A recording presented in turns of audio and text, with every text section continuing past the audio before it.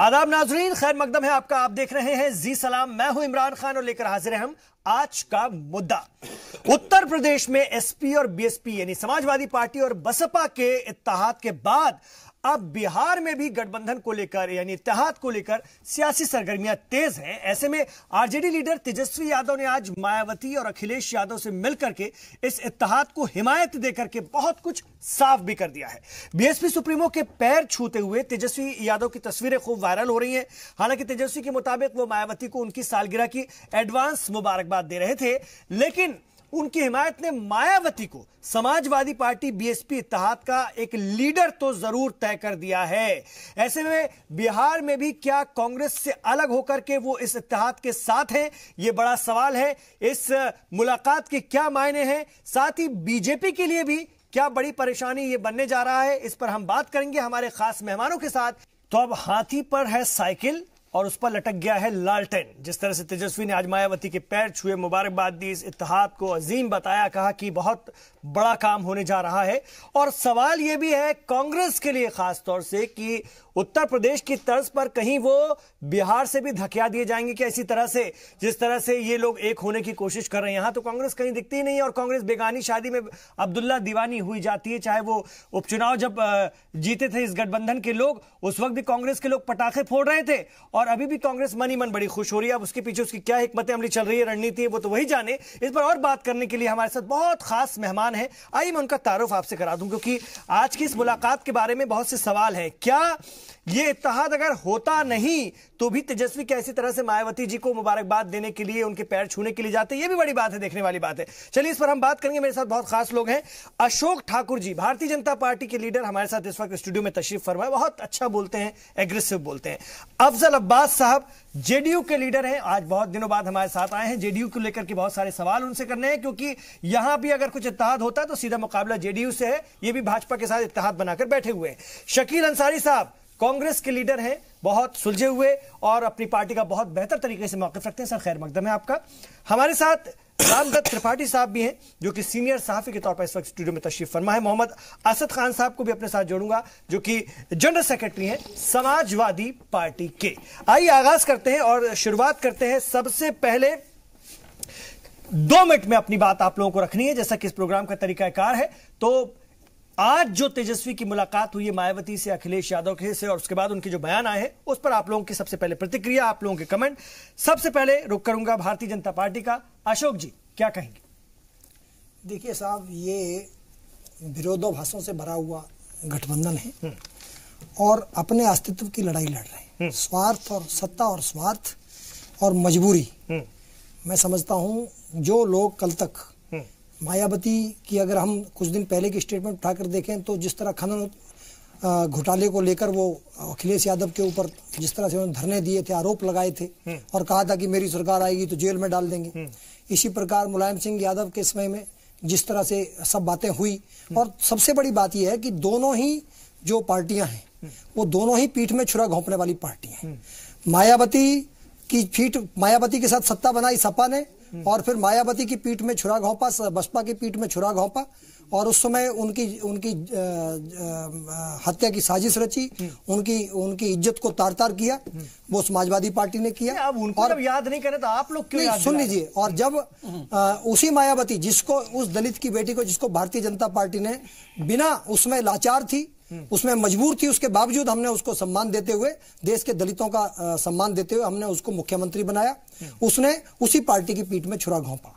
तो ये दोनों अवसरवादी हैं और एक दूसरे की पीठ में छुरा घोंपने वाले हैं। और आने वाले समय में आप देखिए क्या क्या होता है। मैं तो केवल इतना ही कहूंगा यहां पर कि कुछ लोग राजनीति को गणित समझते हैं। राजनीति गणित नहीं है, राजनीति केमिस्ट्री होती है। मिलता कुछ है, निकलता कुछ है। तो मैं आज केवल इतना ही कहते हुए कि जो है मायावती और अखिलेश का गठबंधन जो है उसका असर वही होने वाला है। जो हाथी अगर साइकिल पर बैठेगा तो साइकिल का क्या असर होगा ये सब जानते हैं, और साइकिल जब टूटेगी तो हाथी का क्या असर होगा ये भी सब जानते हैं। और ये उस तरह का गठबंधन है और ये दोनों अपना अस्तित्व की लड़ाई लड़ रहे हैं और मजबूरी के कारण जो है ये एक दूसरे के नजदीक आए। इनकी ना तो कोई विचारधारा है, ना कोई इनका एक दूसरे के साथ सामंजस्य है और ना ही भविष्य में ये अपने उन समर्थकों को समझा पाएंगे जिनको इन्होंने ठगा है। आप उनके इत्तेहाद को लेकर इतने ज्यादा चिंता में है, फिक्र में है, इधर आपका इत्तेहाद आपके पीछे पड़ा हुआ है। ओम प्रकाश राजभर दिन रात आपको ओम प्रकाश राजभर दिन रात कोसते रहते हैं, पानी पी पी के शिवसेना आपकी जान के पीछे पड़ी हुई है, आप उनकी फिक्र में आऊंगा सर आपके पास ये तमाम बातें करने के लिए। शकील साहब, यहां पर आप लोगों की स्थिति क्या है? बिहार में आप खासतौर से आरजेडी के साथ हैं, ऐसा लग रहा है, हमको जितना समझ में आ रहा है कि वहां से भी आपको जो है चलता किया जाएगा, यानी कांग्रेस को वहां से भी रास्ता बाहर का दिखाया जाएगा, बाद में देखी जाएगी वाली बात कह के। देखिए, आप तो जिस तरह से बात कह रहे हैं बड़ा ऑब्जेक्शनेबल है। आपके शब्द पहले भी जो थे वो भी सही नहीं है। अलायंस होता है, उसमें ऐसा रास्ता दिखाया जाएगा, निकला जाएगा, फला जाएगा। अरे तो जरा बताइए ना, शिवसेना, अगर आप इतने पक्षधर हैं तो बताइए, शिवसेना कल भी पानी पी पी के राज ठाकरे, उद्धव ठाकरे दोनों गाली दे रहे हैं, दोनों भाई बीजेपी को। तो सवाल पैदा ये होता है कि ये अलायंस से घबरा गए हैं, इसलिए इस तरह की बात करते हैं। और देश में अलायंस जो हो रहा है वो आप समझिए ना, हर जगह हर पार्टियों का अपना अपना अस्तित्व है। सेकुलरिज्म के नाम पर सब लोग एक हैं, और जीत के आने की संभावनाएं जैसे जैसे जहां जिस तरह से बेहतर होगी उस तरह का अलायंस होगा। स्टेट वाइज है ना ये पार्टियां। अब कांग्रेस नेशनल पार्टी है। आपने पहले कहा था कि बेगाने की शादी में, अरे भाई जब हम 3 स्टेट जीते थे तो किसने, बीजेपी के पेट में दर्द हुआ था सिर्फ, बाकी तो सब लोगों ने खुशी मनाई थी। उपचुनाव कौन जीता था और आतिशबाजी कहां हो रही थी, नहीं, हमने देखा। चुनाव की बात छोड़िए ना, बीजेपी को जो हराएगा उसके साथ कांग्रेस रहती है, क्योंकि बीजेपी को हम समझते हैं इस देश के लिए खतरनाक पार्टी है। ये देश के हित की पार्टी नहीं है, नौजवानों के लिए इस पार्टी में कुछ नहीं, देश की इकोनॉमी को तबाह बर्बाद कर दिया और देश को खतरे में लेके आ गई है। इसलिए इस पार्टी को सत्ता में ना रहे, उसके लिए हम, कांग्रेस पार्टी सबसे बड़ी, आज भी इस देश की सबसे बड़ी पार्टी है, वो कोशिश कर रही है कि पूरी गठबंधन बने जिससे जनहित और जनता विरोधी पार्टी को यहां से इस सत्ता से चुनाव में निकाला जा सके। और इसके लिए आप ये मत देखिए कि कौन कहां जा रहा है, आखिर में रिजल्ट क्या आएगा वो देखिए, वो इंपॉर्टेंट होगा। और ये रिजल्ट ये है कि मोदी जी, अब वो खत्म हुआ जमाना, अच्छे दिन अब तुम तो ला नहीं सके, तुमको हटा के जरूर अच्छे दिन आएंगे इस देश के। ठीक है अफजल अब्बास साहब, जो खेमे बंदी है वो तो दिख रही है। तेजस्वी पटना से लखनऊ पहुंच गए, मामला फिसल रहा है, मोदी जी से लड़ने की प्रेरणा हर रोज इन लोगों को मिल रही। देखिए, सबसे बड़ी बात जब मैं समझता शकील साहब है, जब ये कहा उन्होंने, मसला यह है ये नहीं, मसला ये है कि महागठबंधन बनाने के देश लेवल पर ये सारे जितने भी बीजेपी और एनडीए के खिलाफ जो इत्तेहाद करने के जो मुहिम चलाया गया, मैं समझता हूं कि अभी तक इस पर कामयाब नहीं हुए। कांग्रेस नो डाउट एक बड़ी पार्टी है, रीजनल पार्टी नहीं है, नेशनल पार्टी है, लेकिन बदकिस्मती कांग्रेस ही कही जाए। अब ठीक है, यहाँ मैं टीवी चैनल पे, नेशनल चैनल पे आके हम दलील अपनी दे, अलग बात है, लेकिन उसकी हैसियत उन्होंने मायावती और अखिलेश जी ने दिखा दिया कि इनकी हैसियत क्या है उत्तर प्रदेश में।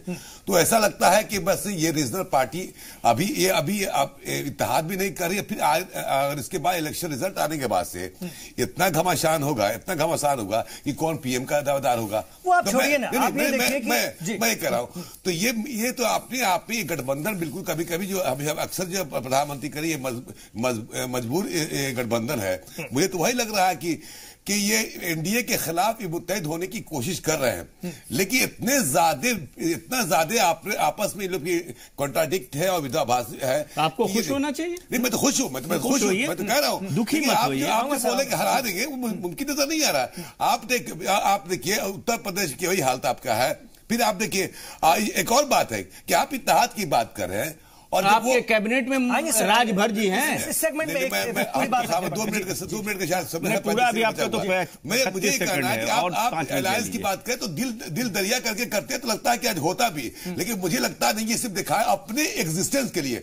मायावती हो, अखिलेश जी हो, मैं कांग्रेस की बात नहीं कर रहा हूं, कांग्रेस जितनी भी रीजनल पार्टी है जो एनडीए के खिलाफ है, अपने एग्जिस्टेंस के लिए लड़ाई लड़ रही है, और कांग्रेस उसमें चाह रही कि अपना वजूद बना ले, जो खोया हुआ जो उनका जनाधार वापस आ जाए वो दिखता नजर नहीं आ रहा है।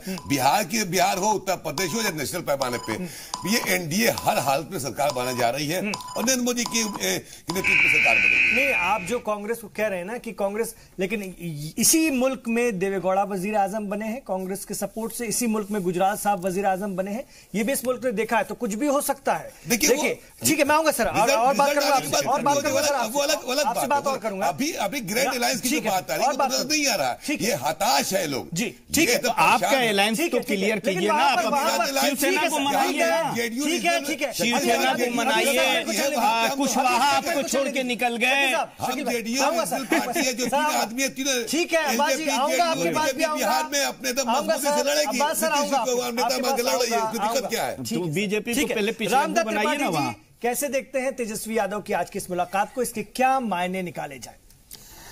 देखिए, न केवल तेजस्वी यादव की मुलाकात बल्कि मायावती जी के पैर छूते हुए जो उन्होंने पोज दिया है और उसको सर्कुलेट किया गया है, वो ये एक इंडिकेट करता है कि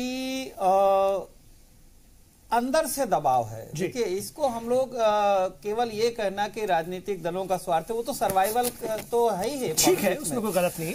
लेकिन जो किसान हैं, जो मजदूर हैं और जो छोटे व्यापारी हैं, तो कहीं ना कहीं वो पिछले 4-4.5 साल में वो परेशान है और उनको मायूसी हुई है। जितने उत्साह से उन लोगों ने सब तमाम एक्स्ट्रा, देखिए बीजेपी केवल ऐसा नहीं कि केवल अपने कार्ड हिंदुत्व कट्टरपंथियों की वजह से पावर में आई थी, बहुत सारे लोगों ने सपोर्ट किया था कि भाई विकास होगा, नौकरियां आएंगी, लेकिन उल्टा हुआ। नोटबंदी से, जीएसटी से और तमाम मनरेगा जैसे कार्यक्रम बंद करने से, तो नीचे से प्रेशर है कि आप लोग एक होइए। तो उसकी वजह से मुझे लगता है कि मजबूर हुए हैं कि तेजस्वी यादव यहाँ आए और उन्होंने मुलाकात की। उसके पीछे एक रणनीति भी है कि मायावती या अखिलेश यादव बिहार में जाकर के कोई डिस्टर्ब न करें, क्योंकि अगर यही होता है ना कि अगर वहां जाके खड़े कर दें कैंडिडेट सपा और बसपा, तो कुछ ना कुछ तो डैमेज होगा, कैंडिडेट ही अपना वोट लेगा। तो मुझे लगता है इसको कंसोलिडेट करने का और उसके साथ जो माइनॉरिटीज हैं, तो ये एक मुझे लगता है कि एक दबाव आ रहा है माइनॉरिटीज की तरफ से भी, दलित समुदाय की तरफ से भी और बैकवर्ड कम्युनिटीज से कि आप लोग एक हो।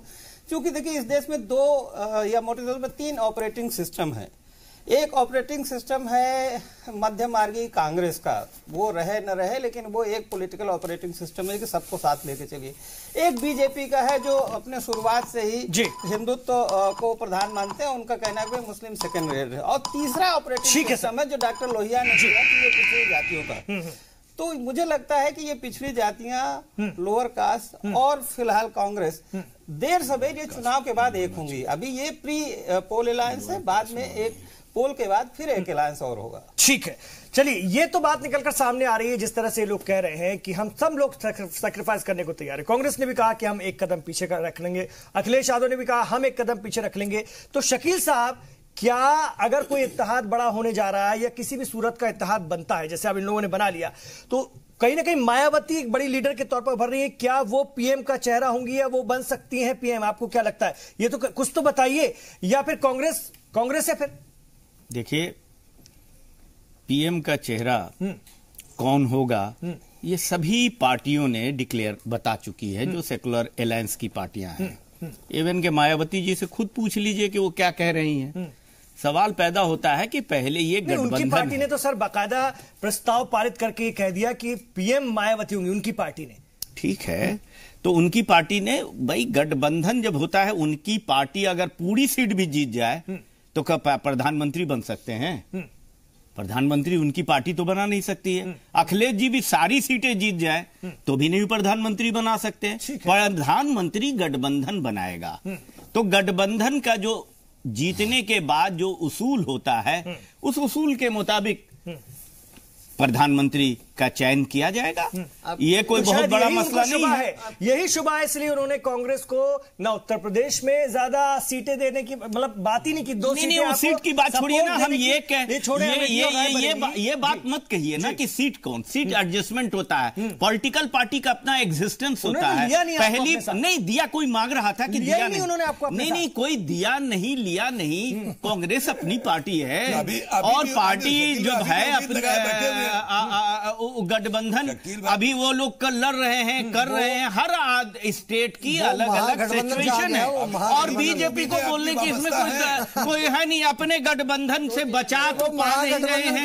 अरे भैया आपका कहां गया? आप बताइए ना, आपके कुशवाहा कहां चले गए? आपके शिवसेना कहां गाली डेली दे रहे हैं और आप खुश हो रहे हैं? खुश होइए, उसमें कोई दो राय नहीं। इसलिए कि आदमी जब हारने लगता है ना तो इसी तरह दूसरों को देखता, अपने को नहीं देखता। अरे जनता खोज रही है 15 लाख कहां चले गए, नौजवान खोज रहे हैं कि कहां है, किसान खोज रहे हैं कि कहां है। भैया बीजेपी झूठ बोल के आप पसंद कर रहे हैं तो आप नहीं लड़ी है ना, तो आप जोर से कहिए ना कि नहीं है, सरकार में हम साथ हैं, लाइन में नहीं है। अभी सरकार में आप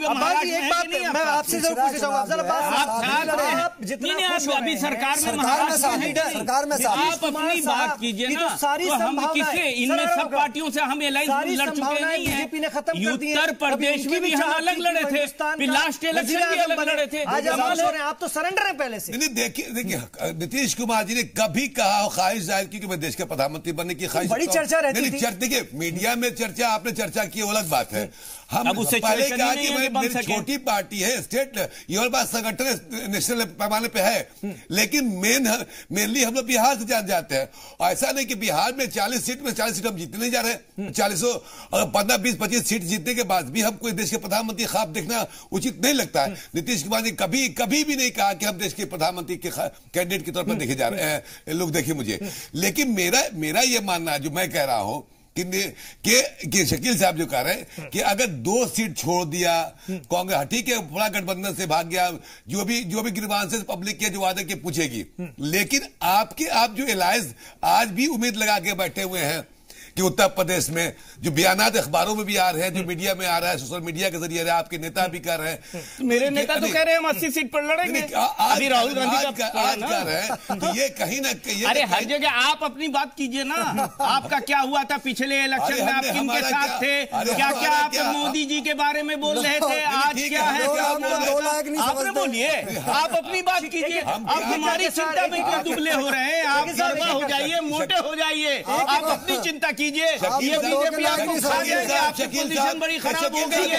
बिहार और उत्तर प्रदेश मिलाकर के एक मजबूत इत्तेहाद तैयार होने जा रहा है। सपा बसपा उत्तर प्रदेश में साथ है। तेजस्वी यादव ने भी आज दोनों से मुलाकात कर ली, इस इत्तेहाद को बहुत खास बताया। हो सकता है आगे आने वाले दिनों में बिहार में कुछ देखने को मिले। कांग्रेस की स्थिति अभी साफ नहीं, लेकिन मैं अशोक जी की तरफ आना चाहूंगा। अशोक जी, एक बात तो साफ है, भारतीय जनता पार्टी घबराई हुई है, जितना समझ में आता है। अमित शाह पानी पी पी कर आपके राष्ट्रीय अधिवेशन में कह रहे थे 73 नहीं 74 सीटें आएंगी। आप लोगों को अगर खौफ नहीं है तो फिर बार बार ये नाम क्यों लिया जा रहा है? क्यों कहीं ना कहीं आप लोग इस बात को बार बार बोले जा रहे हैं? एक बात। और दूसरी बात, जब आपके प्रवक्ता या आप लोग ये दोहराने लगते हैं कि उज्ज्वला योजना, ये विकास की योजना, वो विकास की योजना, इससे बहुत फर्क पड़ेगा, कोई और खासतौर से मध्य प्रदेश में, राजस्थान में, छत्तीसगढ़ में आपकी इन योजनाओं ने कोई काम नहीं किया है। अगर सामने इतना मजबूत इत्तेहाद खड़ा होता है तो एक आपके लिए बड़ी मुसीबत है, बड़ी मुश्किल है, और शायद ये आप लोग अच्छे तरह से अंदर से समझ भी रहे होंगे, ऊपर से नहीं कहते। देखिए, पहली बात तो घबराए वो हुए हैं जो घबराहट के मारे और अपने अस्तित्व की लड़ाई लड़ रहे हैं और सत्ता और स्वार्थ के कारण जो है वो बिना सत्ता के तड़फ रहे हैं, जैसे पानी के बिना मछली तड़पती है ना, ये हालात है उनकी। और वो किसी तरह से येन क्रेन प्रकेंड किसी तरह से इकट्ठे होकर जो है वो सत्ता हासिल करना चाहते हैं। लेकिन मैं आपको बता दूं, इस देश की जनता ने अब ये तय कर लिया है, ना परिवारवाद चलेगा, ना वंशवाद चलेगा, ना जातिवाद चलेगा। मध्य प्रदेश, राजस्थान में, छत्तीसगढ़ में दिख गया सर। आप नहीं, आप सुन लीजिए, मध्य प्रदेश और छत्तीसगढ़ की बता देता हूं आपको। मध्य प्रदेश के अंदर इन्होंने एक प्रोपोगंडा किया था कि मंदसौर के अंदर किसान नाराज है, मंदसौर से किसानों का आंदोलन हुआ, राहुल गांधी वहां पर स्कूटर पर चढ़े, पता नहीं क्या क्या ड्रामा किया मंदसौर के अंदर, और सारे किसानों ने आपको वोट दे दिया। एक मिनट साहब, उसके बावजूद हार गए आप। अब मेरी बात पूरी लीजिए। 8 में से 7 सीट हम मंदसौर के अंदर जीते हैं और 8वीं सीट सीट जो है मात्र 1000 वोटों से हारे। सरकार इस वक्त मेरा कहना है कांग्रेस की है, मंदसौर के किसानों तीनों ने, रियासतों में कांग्रेस की सरकार है। मंदसौर के किसानों ने पूरे देश के किसानों को यह बता दिया है कि वो एक छलावा था और झूठ था, वो सच्चाई पकड़। जो राहुल दत्त त्रिपाठी जी कह रहे थे सर, दूसरा नोटबंदी है, रोजगार का मसला है, किसानों का मसला है, ये है आपके आड़े। अगर मजबूत इत्तेहाद तैयार हो जाता है तो मुसीबत हो जाएगी। वो दौर खत्म हो गया सर, एक चेहरा था और 2014 में आप लोगों ने जो आंधी चला दी, आप नहीं चलने वाली। मैं दूसरी बात कह रहा हूं, सुन लीजिए आप। इन्होंने एक प्रोपोगंडा किया था, राहुल गांधी मंचों से खड़े होकर किसानों का कर्ज माफ करेंगे। मध्य प्रदेश के अंदर 5000 करोड़ का प्रावधान किया है, लाखों करोड़ का कर्जा है और 5000 करोड़ का प्रावधान किया है। कहां से करेंगे कर्जा माफ? कहां गया कर्जा माफी की? मेरा कहना है कि ये जो परसेप्शन बन रहा है, सुन लीजिए साहब अशोक जी, ये परसेप्शन बन रहा है कि कांग्रेस कम से कम किसानों के कर्जे तो माफ करती है। ये परसेप्शन बन रहा है। परसेप्शन भारतीय जनता पार्टी इस मामले में ढीली है। ये झूठ बोला गया था, लेट लतीफी करी, नुकसान आपको हुआ। सुन लीजिए जी। अरे 15 लाख दीजिए ना पहले लाके, आप तो बड़ा सच बोलते हैं। अच्छा, एक मिनट, सच वाली पार्टी है, हरिचंद्र वाली पार्टी है, डालिए ना 15 लाख रुपया पॉकेट में, किसानों का सब आपको वोट मिल जाएगा, डालिए ना 15 लाख रुपए। कास्ट फैक्टर को साधता है उत्तर प्रदेश में, बिहार में, वो आपको नुकसान करेगा। तो ये है कि अभी जो फॉरवर्ड कमीशन जवाब किया है, कास्ट की ये बात क्या करेंगे? कास्ट की बात तो क्या करेंगे? 5 साल तक मोदी जी अपने आप को ओबीसी बताते रहे, आखिरी में फॉरवर्ड हो गए। जी, पैनिक नजर आ रहा है आपको? नहीं नजर आ रहा?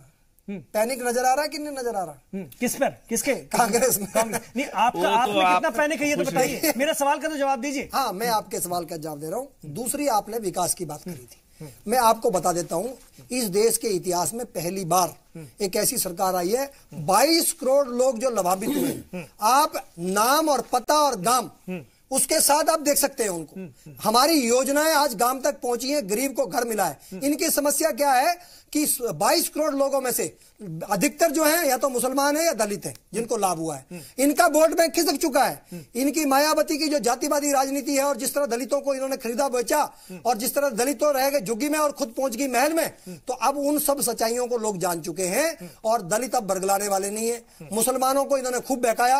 अब 3 तलाक पर जो हमारी बहनों को अधिकार मिलने वाला था उसको रोककर इन्होंने बता दिया इनकी मंशा क्या है। ये धर्मांध और जो कट्टर जो मौलाना है जो महिलाओं का शोषण करते हैं, ये उनके साथ खड़े हो गए, उन बहनों के अधिकारों के साथ नहीं खड़े हुए। तो ये अब देश सारी बातें समझ चुका है और किसानों के नाम पर जो झूठ बोला था वो भी समझ चुका है। और किसानों के मामले में मैं एक ही बात कहूंगा आपको साहब कि इन्होंने तो उनको कर्ज के नाम पर छलने की कोशिश करी, अब उनकी सच्चाई सामने आ गई। लेकिन हमने जो है किसानों के लिए अरे भैया 5.5 साल में आप 15 लाख दिया नहीं, अभी आप 1 महीने की सरकार में आप छल रहे हैं। नहीं, झूठ मत बोलिए ना। 1 महीने की सरकार में आप छलने की बात क्या कर रहे हैं? सारा किसानों के कर्ज माफ होंगे जो वादे किए गए। आप 5.5 साल की बात कीजिए ना। 15 लाख कहाँ गए? 1 करोड़ नौकरी कहाँ गई? ये बताइए आप। शकील साहब, आपको भी एक बात बतानी पड़ेगी। आप बहुत खुश हो रहे हैं शकील साहब, आप बहुत खुश हो रहे हैं। सर मैं आऊंगा अशोक जी, अशोक जी आपके पास मैं 30 सेकंड में खत्म करूंगा। शकील साहब इतना बता दीजिए। स्वामीनाथन जी, मेरी 30 सेकंड में बात खत्म हो जाएगी। स्वामीनाथन जो हरित क्रांति के नींव रखने वाले हैं लाल बहादुर शास्त्री जी के नेतृत्व में, और जिन्होंने सिफारिशें लागू करी थी किसानों के लिए 2004 से 2006 के बीच में, उन सिफारिशों को कांग्रेस ने डब्बे में रखा था, हमने लागू करके दिखाया।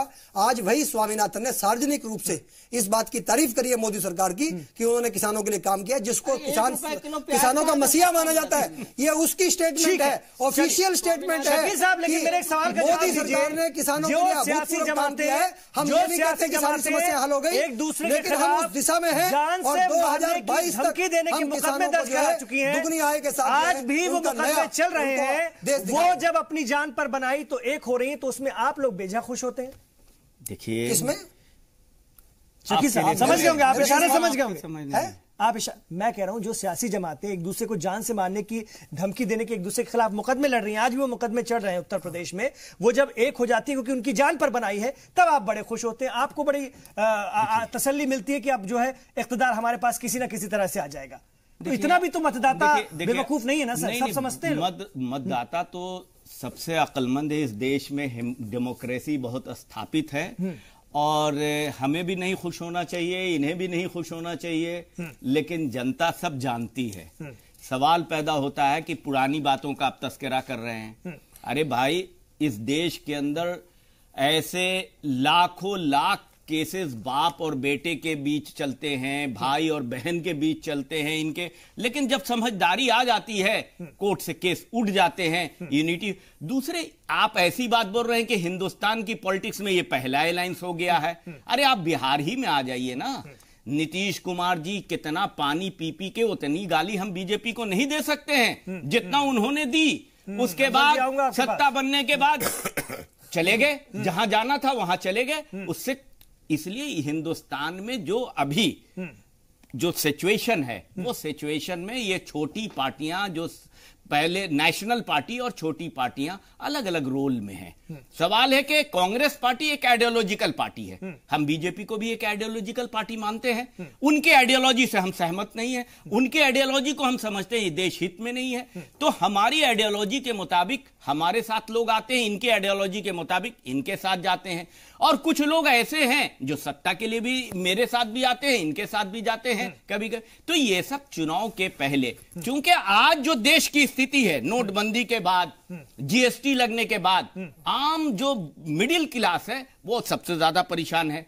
1 करोड़ लोगों, नौजवानों को नौकरी की बात की गई थी। अभी इनकी रिपोर्ट, इनके ऑफिशियल रिपोर्ट है 3 लाख और 4 लाख नौकरियां मिली हैं। तो वो नौजवानों की एक बड़ी पीढ़ी तैयार कर दिया इन्होंने अनएम्प्लॉयमेंट का। नारा दिया था कि ये देश नौजवान देश है। वैसा नौजवान देश होगा जहां अनएम्प्लॉयमेंट है।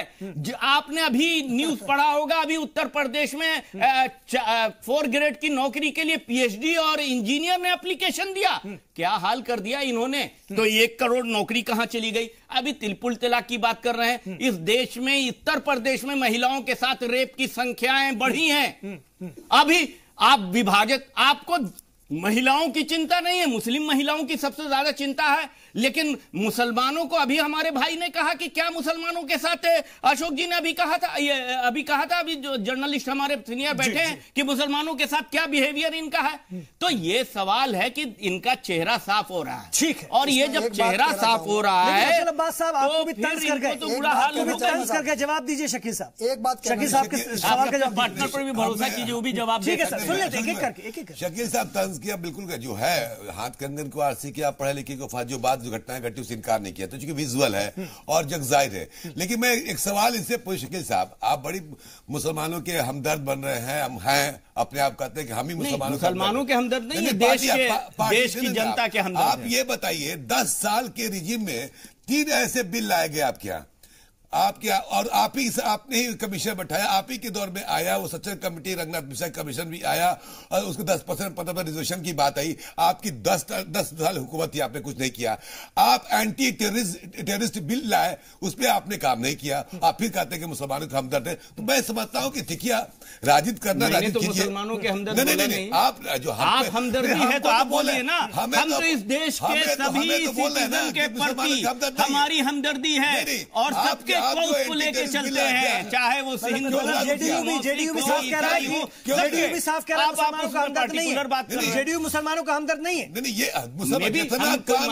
जितना 15 साल के तारीख में उठा के देख ले, जितना नीतीश कुमार ने बिहार के मुसलमानों को किया, उठा शकील साहब बिहार के रहने वाले मंत्री भी रह चुके हैं और ईमानदारी की बुनियाद पर चैनल बोले कि 15 साल के लालू यादव की हुकूमत में क्या हुआ, आज 15 साल में कितने स्कीम बने जो बिहार के मुसलमानों के लिए हो रहे हैं। नीतीश कुमार एक ऐसी शख्सियत है जो हर तबके के लिए, समाज के हर दबे कुत्ते, हर तबके, छोटा हो बड़ा हो। आज 100 लोग की बात हो रही है। आज ये 10% रिजर्वेशन मिला। बिहार में 100 आयोग पहले बनाया गया था कि बिहार में जो आर्थिक दृष्टि से पिछड़े लोग हैं उनको रोजगार मिलना चाहिए, उनको एजुकेशन में और जॉब में रिजर्वेशन होना चाहिए। पहले से भी हम लोग कर रहे थे। तो मेरे नेता का नियत एकदम क्लियर कट है, साफ है कि हर समाज के हर तबके के, जात धर्म से उठ के सबका विकास हो। इसलिए आज नीतीश कुमार पॉपुलर है। लेकिन चैलेंज आपको बड़ा मिलने वाला है, तो अभी पोजीशन खराब हो गई है, इस बार बड़ा मिलने वाला है। हम हर वो चुनाव को, देखिए जीत हार अलग अपने, हर वो चुनाव हमारे लिए चैलेंज है। हम उस चैलेंज से घबराने वाले नहीं है। एनडीए के साथ जाकर कहीं जल्दबाजी तो नहीं होगी। एनडीए के साथ जाना उस वक्त जल्दबाजी तो नहीं होगी। 17 साल क्या करें, नुकसान हो जाएगा। करप्ट लोगों के साथ रह के अपनी छवि खराब करते, ये भी अच्छी बात थी क्या? और चुनाव के पहले छवि खराब करने में बहुत अच्छा लग रहा था आपको, इसलिए आप चुनाव के पहले आपके साथ हो जाइएगा। चुनाव के पहले तो साथ थे, आपको करप्ट लगे बीच में और आपने कर लिया। और लालू यादव क्लियर कट है, इतिहास कोई छिपा हुआ है। ठीक है, जब मायावती बना रही थी तो छिपा हुआ था। आज बोल रहे हैं, पूछिए आप जो कल का बच्चा हो अभी, अब उसके बाद करोड़ों अरबों रुपया आ रहा है किसके पास? आपके दोस्त। अरे भाई आप जिसकी जहां करप्ट की जब बात हो रही, करप्शन की बात आ रही, तो करप्शन से जो लोग घिरे हुए आरजेडी के लोग, लालू यादव परिवार, तो पैसा कहां से आ रहा है? इलेक्शन आपने उन्हीं के साथ लड़ा था और सरकार भी चलाई, ठीक है, बिल्कुल ठीक है, मैं तो कह रहा हूं। फिर उसके बाद आपको दिव्य ज्ञान मिला और आप लोगों ने भारतीय जनता पार्टी का साथ लिया, और इस पर हम बात करेंगे। हमारे साथ रामदत्त त्रिपाठी जी भी हैं, लेकिन हाँ, इस बार आपको चैलेंज रहेगा, हम उस चैलेंज की बात करें। आप तेजस्वी मायावती से भी मिलाए, अखिलेश यादव से भी मिलाए, कांग्रेस का भी साथ है, हालांकि कांग्रेस को अलग थलग रखे हुए, लेकिन कांग्रेस कहती है कि हमारा हाथ है। अब देखना यह होगा कि कितना बड़ा चैलेंज बिहार में भी मिलता है इस इत्तेहाद का। तो साइकिल, हाथी और अब लालटेन भी साथ। जी हां, बड़ा सवाल, बड़ा नुकसान क्या नीतीश कुमार या जेडीयू को होने जा रहा है इन लोकसभा इंतखाबात में, यह देखने वाली बात होगी। क्या लालू यादव के जेल जाने के बाद उनके पक्ष में, उनके फेवर में एक वेव बन रही है, कहीं ना कहीं सहानुभूति की वेव, उसका कुछ फायदा मिलने वाला है? तेजस्वी क्या इसीलिए बहुत तेजी से अपना काम कर रहे हैं? बहुत सारी बातें समझने की हैं। रामदत्त त्रिपाठी जी, कैसे देखते हैं इस मुलाकात को, तेजस्वी के इस बयान को? आपने कहा कि बहुत सारी बड़ी नाकामियां हैं बीजेपी की, जिसके खिलाफ ये इत्तेहाद, ये गठबंधन काम करेगा, और आप क्या देखते हैं, क्या महसूस करते हैं अगर हम बिहार की बात करें तो? देखिए, मुझे लगता है कि नीतीश जी को जो बीजेपी का साथ उन्होंने जो भी सोच के लिया, आई डोंट नो, लेकिन इस समय जो बीजेपी से लोगों की नाराजगी है, निराशा और एंटी इनकम्बेंसी है, तो उसका नुकसान जाहिर है कि नीतीश जी को भी वो बोझा ढोना पड़ेगा कहीं न कहीं। खुद तो है ही वो सरकार में, लेकिन इस सरकार से ज्यादा नाराजगी बड़ा जो होगा, तो मुझे लगता है उसका नुकसान हो सकता है। बाकी लोग बाद में नीतीश को सपोर्ट करें, लेकिन अभी नुकसान हो सकता है इस चुनाव में। और जो सूचनाएं मिल रही हैं उसमें ये जरूर है कि लालू यादव के प्रति सहानुभूति है वहां, जिस तरह से जेल भेजा, क्योंकि और भी करप्ट लीडर्स हैं, सबको किसी न किसी तिकड़म से बचा लिया गया, उनको जेल भेजा गया चारा घोटाले में। दूसरी बात देखिए, हमको लार्जर पिक्चर देखनी चाहिए। लार्जर पिक्चर ये है कि देश में कि इतने अपोजिशन लीडर है, प्राइम मिनिस्टर के दावेदार हैं, लेकिन अकेले राहुल गांधी हैं, जो भले आप उनको मैच्योर कहें, इमेच्योर कहें, पप्पू कहें, whatever, but he is the only person जो प्राइम मिनिस्टर को सीधे चुनौती दे रहे हैं। तो अपने आप को उन्होंने नरेंद्र मोदी के खिलाफ एक केंद्र में खड़ा किया है जी। और दूसरी बात यह है कि जितने भी राजनीतिक दल हैं, सबके एरिया ऑफ इन्फ्लुएंस अलग अलग हैं। जैसे कांग्रेस को कॉन्फिडेंस था एमपी राजस्थान, लेकिन सर माफी के साथ जी, तो इसलिए उन्होंने वहां अलायंस नहीं किया। इसी तरह यूपी में पिछले लोकसभा चुनाव में कांग्रेस को केवल 6 सीटों पर सेकंड पोजीशन मिली थी, तो इसलिए सपा बसपा ने उनको नहीं दिया। और मुझे ऐसा लगता है कि कांग्रेस के लॉन्ग टर्म इंटरेस्ट में है कि वो अलग चुनाव लड़े। और दूसरा, इससे नुकसान बीजेपी का ये होगा कि जो वोटर सपा बसपा को नहीं देना चाहता, भले बीजेपी से नाराज है, उसको एक विकल्प मिल जाएगा कांग्रेस। तो वही तो कांग्रेस कोशिश कर रही है, कांग्रेस वही बीजेपी के ही वोट, और जहां तक समझ में आता है इन सब की यही हिकमत अमली है, बीजेपी के वोट काटेगी कांग्रेस जी। लेकिन सर यहां मैं ये जरूर कहूंगा कि बीजेपी ने अब ये नारा देना शुरू किया है, मजबूर सरकार वर्सेस मजबूत सरकार।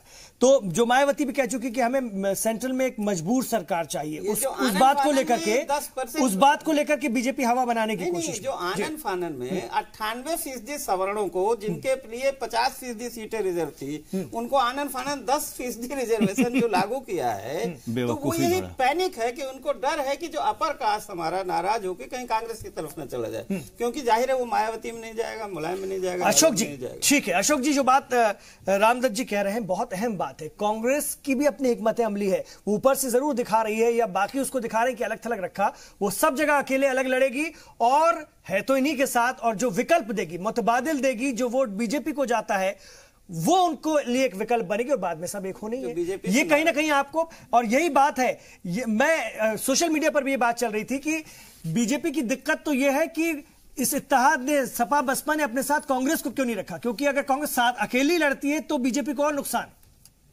देखिए साहब, ये अपनी अपने कैलकुलेशन है, लेकिन राजनीतिक गणित नहीं होता है। ठीक है, राजनीतिक केमिस्ट्री है, लेकिन मध्य प्रदेश छत्तीसगढ़ में नहीं चल पाई सर।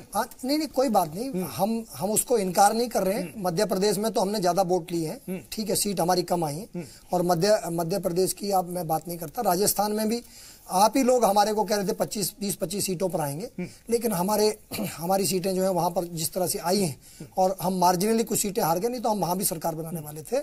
मेरा कहना यह है कि ये अलग बातें हैं, लेकिन एक बात जो यहाँ समझने की है वो ये है कि कांग्रेस को आप देखिए कि लोग कहते हैं कि उत्तर प्रदेश से रास्ता जाता है सत्ता का, लेकिन ना उत्तर प्रदेश में एग्जिस्टेंस है, उन्होंने तो इस लायक भी नहीं समझा। और मैं आपको बता रहा हूं, राहुल गांधी इस बार स्मृति ईरानी के सामने जब लड़ेंगे, समझिए आप, ये तो बड़ी मेहरबानी करी उन्होंने कि वो कैंडिडेट नहीं खड़ा करेंगे दोनों, नहीं तो राहुल गांधी जो है इस बार अपनी जमानत बचाने के लिए उनको अमेठी के अंदर जो संघर्ष करना पड़ेगा। मैं आपको ये दावे के साथ कह रहा हूं, स्मृति ईरानी का जो प्रभाव है वहां जिस तेजी से बढ़ रहा है, वो अपना या तो वो भागी जाएंगे, मैं आपको बता रहा हूं, अमेठी से लड़ेंगे। अरे भाई वो भाग जाएंगे और नरेंद्र मोदी तो भाग चुके वाराणसी से, लड़ेंगे। आप बोलते हैं ऐसी बात, नरेंद्र मोदी तो भाग गए वाराणसी से। गठबंधन स्मृति ईरानी को हराने के लिए कोई बहुत मजबूत कैंडिडेट उतार सकता है, राहुल गांधी पीछे हट सकते हैं, कोई मजबूत कैंडिडेट उतार देगा और मजबूती से लड़ जाएगा। देखिए मैं आपको बताऊं, और दूसरी बात, ये जो मुसलमानों में खौफ पैदा करने वाली कोशिश करती है कांग्रेस पार्टी, आपने जगह जगह मारपीट, एक मिनट सुन लीजिए, आप सुन लीजिए मेरी बात, मैं बता रहा हूं, इस देश के अंदर अगर कोई मुख्यमंत्री मुसलमानों के नरसंहार के लिए जाना जाता है तो कांग्रेस का मुख्यमंत्री है। इस देश के अंदर अल्पसंख्यकों का नरसंहार करने वाले लोगों को संरक्षण देने के लिए जाना जाता है तो कांग्रेस का प्रधानमंत्री है, कांग्रेस का प्रधानमंत्री है। नहीं समझा पाए 4.5 साल। अगर इस देश के अंदर, सुन लीजिए, इस देश के अंदर अगर सबसे ज्यादा दंगे हुए और सबसे ज्यादा लोग मारे गए तो वो कांग्रेस के शासन में मारे गए। भारतीय जनता पार्टी के शासनकाल में ये बार बार वो एक उदाहरण देंगे, इसके अलावा एक दंगा नहीं बता सकते कहीं पर हुआ हो। मेरा कहना यह है, और जो भी दंगे करने की कोशिश की गई उसकी साजिश में भी इनकी जड़ें पाई गई, और वो माओवादी और जो नक्सलवादी पकड़े गए उनके किस तरह से किसके साथ संबंध है सब पता है। मेरा कहना है कि अब ये केवल और केवल इनके पास एक ही हथकंडा है कि भावनात्मक ब्लैकमेलिंग करी जाए, लोगों को डराया जाए। लेकिन मैं आपको बता रहा हूं, जो लोगों को हमारी योजनाओं का लाभ मिला है अब वो इनके झांसे में आने वाले नहीं है। उन्होंने सत्य को महसूस कर लिया है और आने वाले इलेक्शन के अंदर भारतीय जनता पार्टी जो है वो उत्तर प्रदेश के अंदर पहले से ज्यादा सीटें जीतकर जो है आएगी, और हमारी ताकत बिहार के अंदर पहले से कई गुना बढ़ी है। अगर नीतीश कुमार हमारे साथ आए हैं तो हमारी ताकत जो है दुगनी हुई है और वहां भी हम ज्यादा सीटें जीतेंगे। क्या कहेंगे राम? और सुन लीजिए आप, और सुन लीजिए सर, ये बार बार एक नारा देते हैं, बोलेंगे बार बार एक नारा देते हैं, ये दो आदमी, ये शिवसेना की बात करते हैं। मैं जानकारी के लिए बता दूं, शिवसेना और हमने साथ चुनाव नहीं लड़ा था, हम सरकार में साथ हैं। 10 सेकंड मुझे ठीक है, तो कोई किसी गलतफहमी में रहने की जरूरत नहीं है। ठीक है, दावा है कि चैनल ही मेरा है ना, सब इन्हीं को समझ मोदी जी की जो गले लगाने की कला है, उससे सबसे बड़ा नुकसान इस देश का ये हुआ है कि एक जो अल्टरनेट प्रधानमंत्री का कैंडिडेट था नीतीश कुमार, वो छीन लिया गया। वो आप नहीं रहे।